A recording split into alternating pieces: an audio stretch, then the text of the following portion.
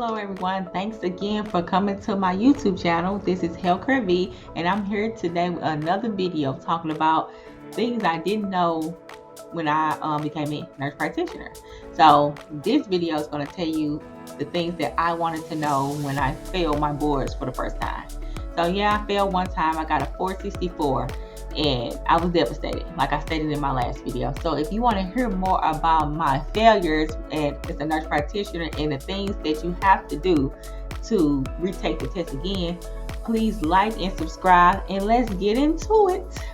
Okay, y'all, so I took my boards back in July.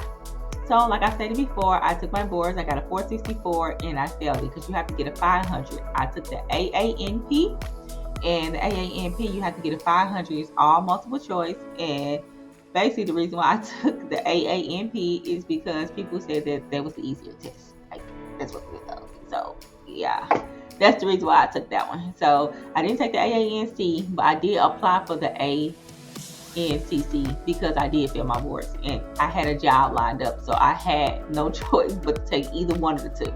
I think the ANCC you can take 3 times, but the AANP you only can take twice in a year. So the second I took the first test and I failed and I was devastated. I'm like, oh my God, what am I supposed to do? Okay, I have to get ready to take this next test because I had a job lined up. So yeah, I'm looking all over the internet because I failed. So they telling me how to take all these steps. They giving me a log of all the stuff that I need to like improve on. So when you fail, like I did, they're gonna give you a printout on like what you need to study over, like the diagnosis, the planning. They're gonna tell you where you weak. So like I told y'all before, I didn't study, and if you didn't see my last video, please get into it and go check that video out too, because it's going to tell you how to prepare for your boards. Because when I did fail, I did pass the second time with those 3 key type things that helped me pass my boards. So if you didn't see that video, please go and see that video, because I'm telling you, this is going to help you pass your boards, because it helped me a lot. It helped me a lot. Okay, so when I failed, they gave me a printout, and it said that, okay, before you reapply, you have to take continuous education classes. And I'm like, continuous education classes? Where am I going to get continuous education classes? Like, where am I supposed to get this stuff from? They don't tell you. You call the number, they're like, well, you can get it from different companies like Fitzgerald, whatever, like certain things that you can get it from. I'm like, okay, but when I go on these websites, you have to pay for them. I'm like, I'm not paying for continued education. Like, I'm just not doing it. So me doing my research on Google, which Google helped out a little bit because I was able to look at other people's blogs to see where I got the information from, but I had to dig into it. So to skip all the digging, I'm just going to tell you where you can find continued education. So the AANP certification is where you get your certification, you apply for your board. It's an AANP membership. Like, you can get into it. It's a group of nurse practitioners, nurse practitioners all over the world. They give you sources if you need help with finding a job. It's just a lot of resources. So I applied for that so I can get a discount on my next board, because the boards cost $300 to take, $200 to $300 to take every time. Like, every time you fail, you got to pay $250 to $300. And I just wasn't going to be paying for continuous education and paying for these boards again. So when I went over to the AANP, not the AANP certification where you get certified, but the AANP where the membership, I logged in, paid $50, I believe, and got a membership with them, which was the best thing I ever did, because the membership helped me get continuous education. You can get free continuous education from the AANP membership, not the AANP certification. That's where you get your certification from and register for that. But the AANP membership, you go on there, you apply. I think it's $50. You also get a discount when you apply for your next one. Like you can apply ahead of time, but you get a discount when you sign up for your certification boards. I think it's like $100 off or $150 off. I'm not for sure. But when you do that, they got free continuous education. They have free continuous education hours.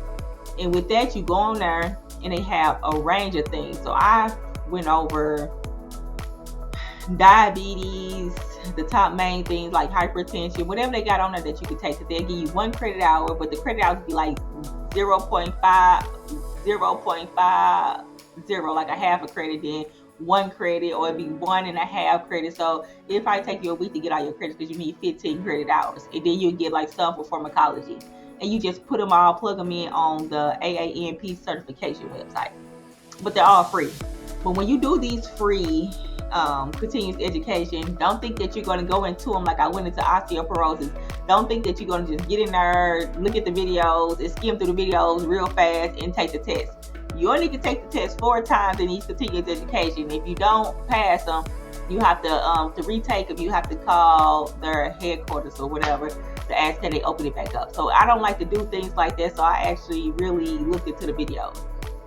And with me looking into the videos, it really helped me out with my boards and stuff too. It gave me an understanding, gave me on how to treat, how to diagnose, and everything like that. So I really believe that the videos really helped me out a lot with me actually like studying them and learning them. So I did that with the 15 continuous hours.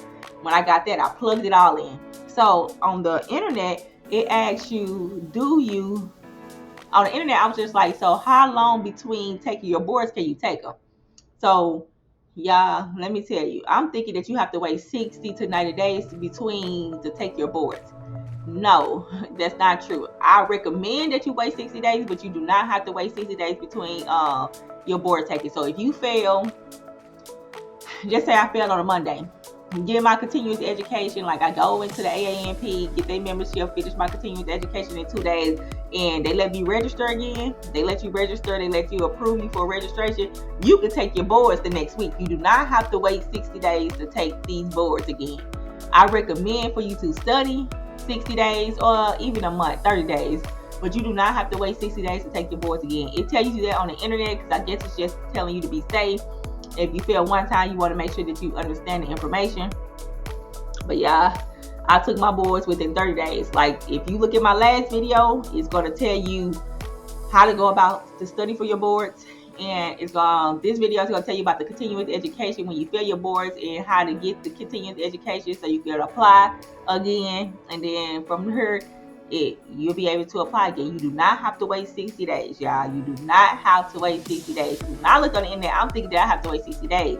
Like I told you, I had a job lined up. So, it's hard to get nurse practitioner jobs. For me to have a job lined up, I'm like, okay, well, I need to get this. And they waiting for my certification for me to take my boards. And I already failed once, but I didn't want to tell the job I failed once. So, excuse me. So, I took it again, and I took it within 30 days, and I passed my boards the second time. I think I had a 550 or 530. It's in between. I think it was like a 550 I had. But like I said before, these are the tips that help me pass my boards. I think they would be beneficial for you. Like you don't have to search on the internet for anything because I'm giving y'all all the things that I had to search for, and I'm giving it to you guys all in this video, so you don't have to do all this searching. You can stop and pause this video how long, because I wish I had a video out there for me to tell me the steps that I need to. I'm a visual learner.